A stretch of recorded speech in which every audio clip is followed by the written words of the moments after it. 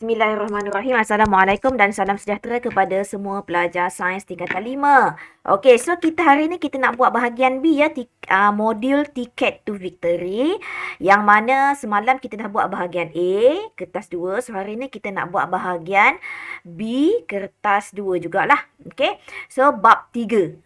Kita nak fokus bab 3 sahaja. Okey, so rajah 3 menunjukkan sebahagian daripada kita nitrogen. Okey, sebahagian daripada kita nitrogen. So kalau kamu tengok proses ni start daripada nitrogen di atmosfera, bagaimana dia dicycle ke dalam nitrat dalam tanah, kemudian dia akan pergi proses L, kemudian dia pergi kepada protein haiwan, sebatian amonium dan pergi kepada nitrit balik, pergi kepada nitrit. So ini yang kita panggil kita nitrogen. Okey, so inilah yang kita panggil kita nitrogen.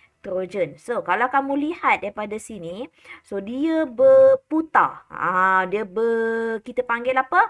Recycle. Kita panggil dia berputar lah dalam satu tempat. Okey. Okey, so bab 2 lah. Sorry. Ini adalah bab 2. Bab 2 apa? Bab 2 itu? Bab 2 adalah nutrisi di dalam makanan. Okey. So, semalam kita dah bincang untuk kertas 2 bahagian A. So, nombor 1. Okay, tuliskan dalam buku semua. Okay, soalan nombor 3A. Okay, tulis kat situ bahagian B. Okay, tulis ya. Bahagian B. Okay, bahagian B. Ticket to Victory. Okay, nombor 3A. Bahagian B. Kertas. Bahagian B. Mana pen cikgu ni? Bab 2. Okey, bab 2. Okey, bahagian B, bab 2. Kita lihat yang pertama. Bakteria J, mana bakteria J? So, bakteria J. So, yang ini adalah bakteria J. Boleh didapati dalam nodul akar tumbuhan, seperti yang ditunjukkan dalam rajah 4. Okey. So, nyatakan satu kepentingan bakteria J dalam kita nitrogen. Apa fungsi bakteria ini? Apa fungsi bakteria ini? So, kamu tulis menukarkan.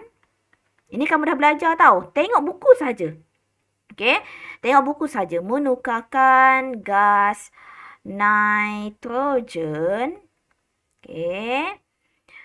Ataupun kamu nak kata menukarkan nitrogen di atmosfera pun diterima. Atmosfera atau udara. Jadi apa? Menjadi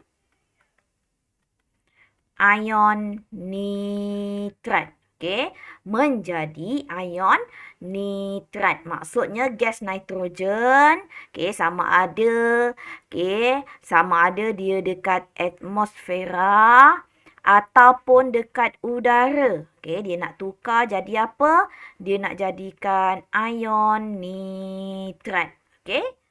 Jelas ya? So, berikan satu contoh tumbuhan yang mempunyai nodul akar seperti ini. Selalu kita tengok ini dekat mana? Pernah tak kalau kamu tengok pokok kekacang? Pokok kekacang selalunya dia punya kacang dia kat bawah kan? So, itu adalah nodul akar dia. Ataupun ada lagi dekat pokok semalu. Dekat pokok tutup bumi. Okey? So, cikgu tulis kat sini pokok kacang lah. Satu saja cukup lah. So, kamu tulis kat sini nombor B. Nombor A2, nombor soalan 3, A2, pokok kacang. Pokok kacang. Kemudian, apakah yang diwakili L? L tu dekat mana? L tu maksudnya, lepas nitrat dia tukar jadi apa? So, dia akan jadi L. Apa itu L? Di mana kamu akan dapat L tersebut? Diwakili oleh apa? So, L tersebut adalah sebagai pokok ataupun protein tumbuhan. Protein tumbuhan. Kemudian, nyatakan satu proses yang menyingkirkan nitrat daripada tanah. Daripada tanah ni dia nak singkirkan nitrat. Nitrat ni dia punya formulanya macam ni. Ion nitrat. Apa nama proses dia? Kalau tambah nitrat, kita panggil dia penitratan. Tapi kalau kita buang nitrat, kita panggil dia pendinitratan. Ingat tau? Penitratan tambahkan nitrat, ion nitrat. Okey, pendinitratan menyingkirkan ion nitrat. Okey, itu saja. Okey, so soalan nombor D, cadangkan 2 kaedah untuk menambahkan kesuburan tanah. Okey, disebabkan penyingkiran ion nitrat. Bila kita dah singkirkan ion nitrat, macam mana kita nak suburkan tanah? Sebab dah disingkirkan, macam mana kita nak buat?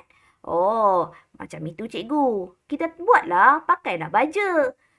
Baja macam mana? Baja tu mestilah bernitrogen. Ataupun cikgu kita boleh buat juga penggiliran tanaman.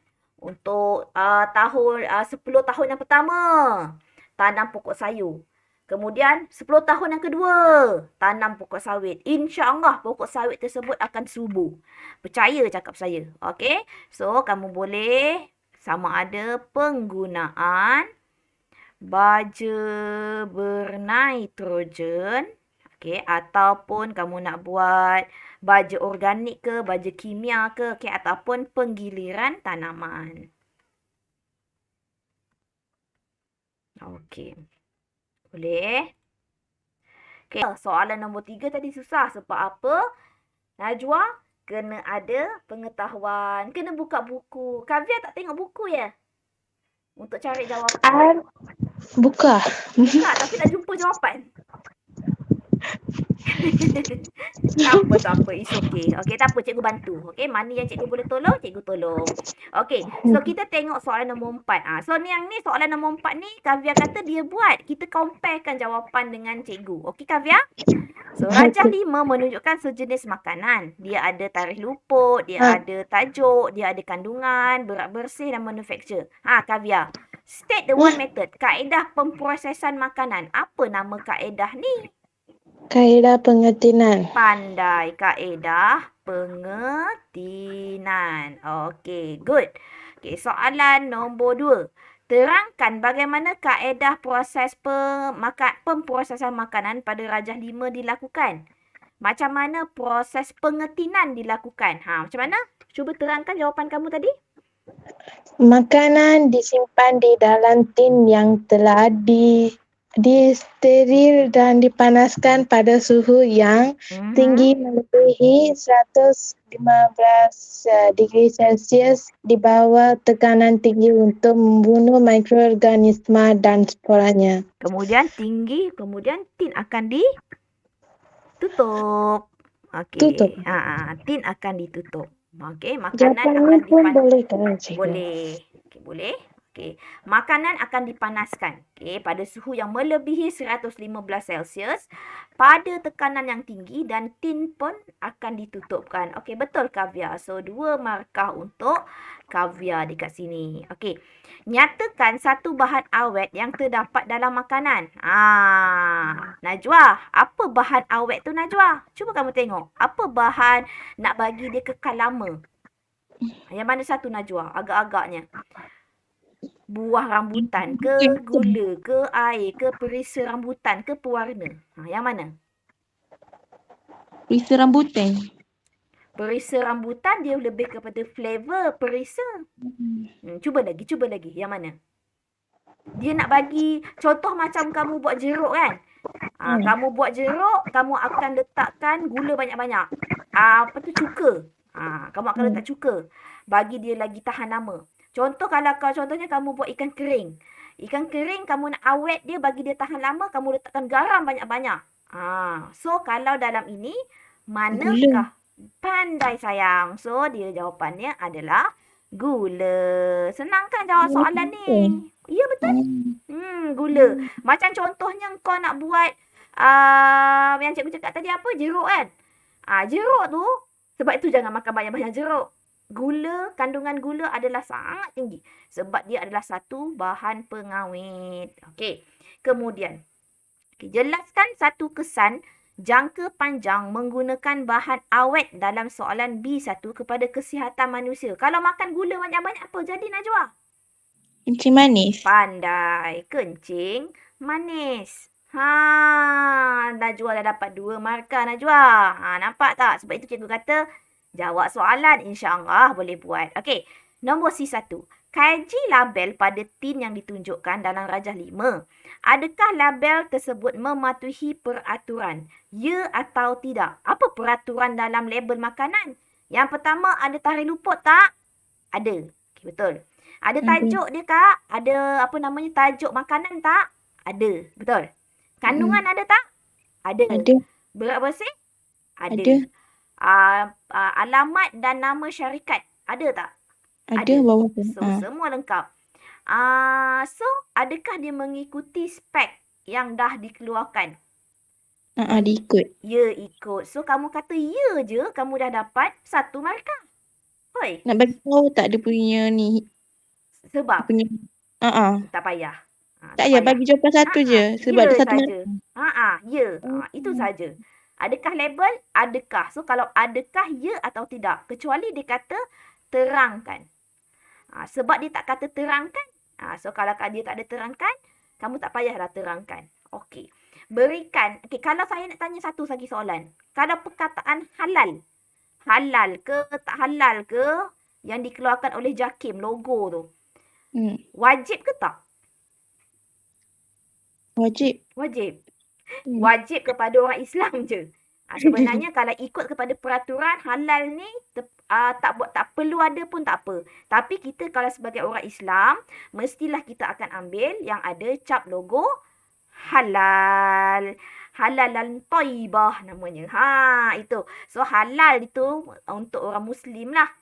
Tapi dia tidak wajib di dalam sesuatu makanan. Contoh, macam production apa-apa pun, kalaulah dia letak nama ataupun logo halal tu, banyak tak orang Islam akan beli? Ramai. Tapi kalau orang tu tak letakkan logo halal dekat dalam makanan yang dah dikeluarkan dia, ada tak orang Islam nak beli? Tak ada. So, sebab itu kena ambil sertifikat ataupun sijil daripada Halal JAKIM.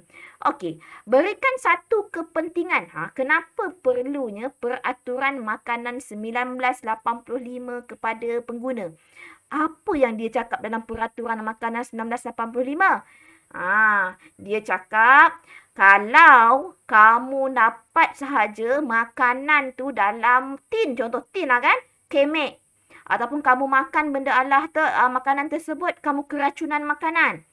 So, syarikat yang mengeluarkan makanan tersebut, produk makanan tu boleh disaman. So apa kepentingan peraturan makanan 1985 ni? Kaviar, boleh tak jawab tak? Apa pentingnya peraturan ni, Kaviar? Untuk apa daripada cikgu cakap tadi? Pengguna dapat apa? Kalau ada peraturan makanan makanan ni. So dia akan contohnya kalau macam tin yang rosak, tin yang kemek, kamu makan benda makanan dalam tin tersebut, kamu keracunan makanan, kamu boleh saman orang tu. So apakah kepentingan kepada kamu? Cikgu, saya baca jawapan ni, cikgu tengok betul ke salah? Boleh. Untuk melindungi orang ramai terhadap bahaya dari segi kesihatan dan penipuan berkaitan dengan penyediaan, penjualan dan penggunaan makanan serta mengenal mengenal pasti. Mengenal perkara yang berkaitan dengannya. Okey, betul Kaviar? Betul? Boleh dapat 1 markah untuk Kaviar. Tanda right tau. Tanda guna pen, right, 1 markah. Okey, boleh. So, pengguna selain daripada yang itu, pengguna macam Kaviar yang cakap tadi akan mendapat makanan yang selamat ataupun Najwa nak buat, cikgu boleh tak makanan yang pengguna akan dapat makanan yang berkualiti, yang bersih dan tidak beracun. So kamu buat satu saja. Satu je. Tengok dapat ini je. Cuba fikirkan secara logik. Kenapa peraturan dibina? Mengapa peraturan dicipta? Sebab kita nak lindungi kita sebagai pengguna. Hati-hati tau, kamu ada hak. Ingat, kamu ada hak. Contoh kalau kamu ambil apa-apa tin, dia expired. Kamu boleh saman kedai tersebut. Contohnya kamu beli kat Speedmart. Contohlah beli kat Speedmart. Kamu boleh saman Speedmart. Sebab apa? Sebab dia masih lagi paparkan, letakkan makanan yang dah expired. Itulah kelebihan dia. Boleh tak Kavya dan Najwa? Boleh. Tapi nak jawapan dia Boleh. mengena kan cikgu dengan soalan dia? Apa dia sayang? Jawapan dia kena mengena kan dengan dia punya soalan. So, contohnya macam tadi, cikgu bagi tadi, pengguna mendapat makanan yang selamat. Ataupun pengguna mendapat makanan yang tidak beracun. Yang berkualiti, yang bersih pun boleh. Dia kena berkaitan lah Najwa. Najwa ada jawapan yang lain ke? Tak ada. Tak ada. Tapi ke cikgu, Ah. soalan mana yang ikut gambar rajah, soalan mana yang ikut kita punya jawapan? Maksud saya macam I think punya tu macam kebat punya Kebat. soalan. Macam dalam exam kan. Kan ada gambar rajah, kan ada soalan Ya. ikut gambar rajah. Tak faham. Daripada gambar rajah, macam mana, kalau macam contoh soalan tu, contoh macam ni, kamu rasa dia kebat ke? Soalan bahagian B, kamu rasa kebat tak? Soalan 3 Kebat ni, bahagian B ni, dia lebih kepada pengetahuan kamu. Paling kurang pun kalau kamu tengok sini, memahami. Kamu memahami isi parti dalam kandungan apa yang kamu belajar. Memahami, mengetahui dan menilai. Contoh yang kamu kata kebat tadi, contoh soalan D ni. Soalan D ni pun salah satu soalan yang kebat ataupun HOTS. Yang mana dia kata cadangkan. Maksudnya dia daripada kamu punya cadangan.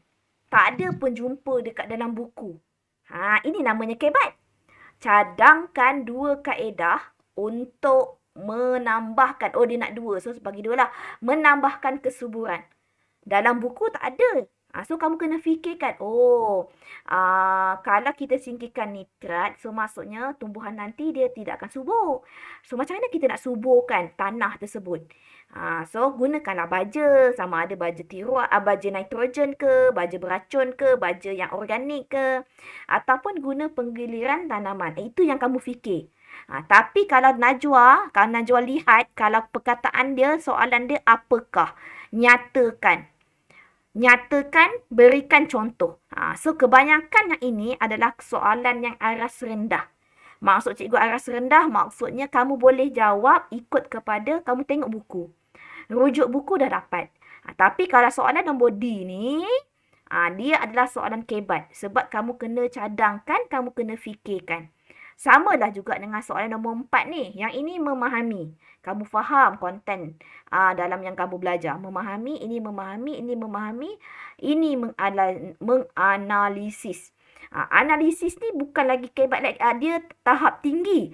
Tapi dia daripada, kamu kena analisis daripada label dekat atas. Setuju ataupun tidak, ya ataupun tidak, label tersebut mematuhi peraturan makanan. Lepas tu, yang ini pun berikan kepentingan, mengetahui.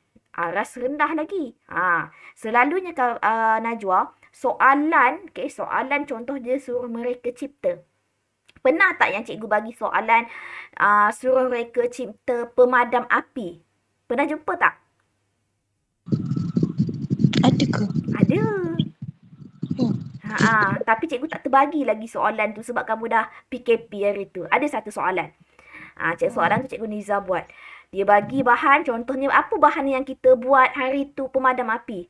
Botol. Betul Kavya? Kavya ada buat kan? Botol. Lagi apa Kavya? Cuka. Betul? Lagi? Soda dia bagi. Dia bagilah list tu. Lepas tu dia kata reka cipta. Itu adalah salah satu soalan kebat. Okay? So, itu adalah salah satu soalan kebat. Nak cikgu tunjukkan ke Najwa?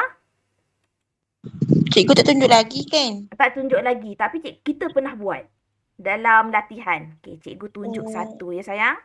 Cikgu tunjuk satu dekat mana cikgu letak ya.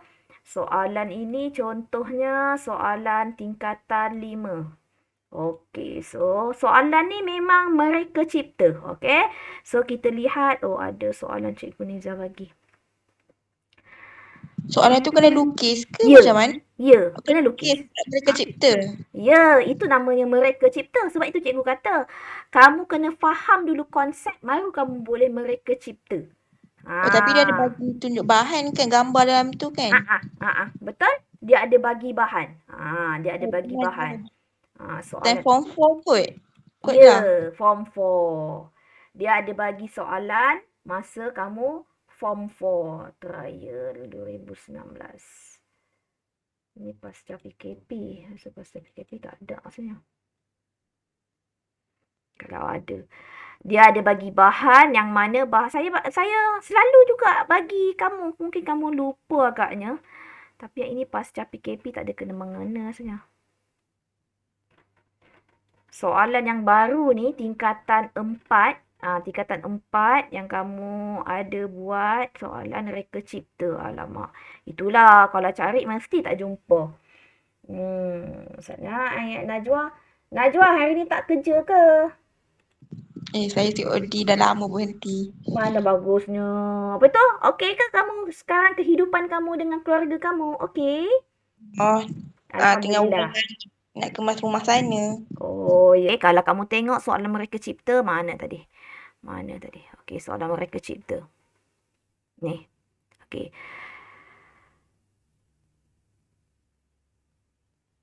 Okey. Vertebrata darat bersaiz besar mempunyai tulang yang besar, padat dan kuat kerana berat badan dia disokong oleh rangka tetapi burung mempunyai tulang yang berongga.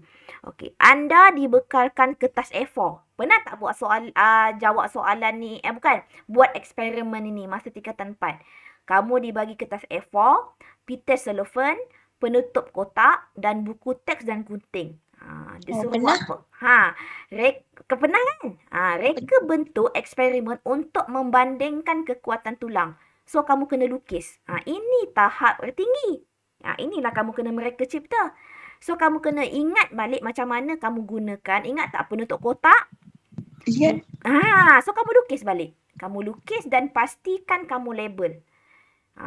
Lagi satu yang ini. Ini pun salah satu soalan juga. Contohnya ini. Dapur mempunyai pelbagai bahan mudah bakar. Contoh tepung, gula, minyak dan sebagainya. Kewujudan bahan api juga menjadi punca kebakaran di rumah. Anda dibekalkan dengan botol air minuman, cuka, soda, tisu, tali. Reka cipta satu alat pemadam api. Nampak tak? Ini adalah mereka cipta pemadam api. So, kamu kena reka cipta. Ingat tahu, soalan sains KSSM zaman kamu punya ni, batch kamu ni akan ada reka cipta. Masa dulu KBSM tak ada. Tapi di bahagian B. Ini contoh dia. Okey, nampak tak Najwa? Nampak. Tapi kena berdasarkan punya soalan kan? Ya sayang. Kamu kena fikir daripada soalan tu, alat radas yang dia bagi tu, cuba kamu lukiskan setup of apparatus, susunan radas dia macam mana. Kemudian jangan lupa label. Tapi dia tak lari jauh lah. Semua yang kamu reka cipta tu, kebanyakannya adalah reka cipta yang kamu buat dekat sekolah. Kod-kod keluar yang kamu buat yang baru ni, hidrolik mana tahu? Kan? Kamu pakai apa hidrolik dulu Najwa? Kau pakai apa? Cikgu lupa kamu pakai apa hari tu. Yang kamu beli tu. Apa yang kamu beli tu? Picagari ke? Picagari. Mana tahu dia suruh kamu buat hidrolik punya? Itu pun salah satu reka cipta juga.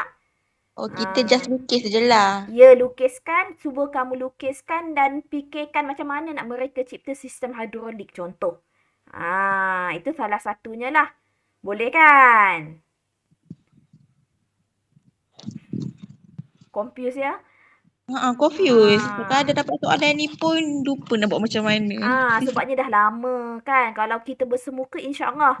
Insya-Allah kita akan selalu jumpa soalan-soalan. Saya akan try jawab juga sekali untuk kamu sekali. Okey. So,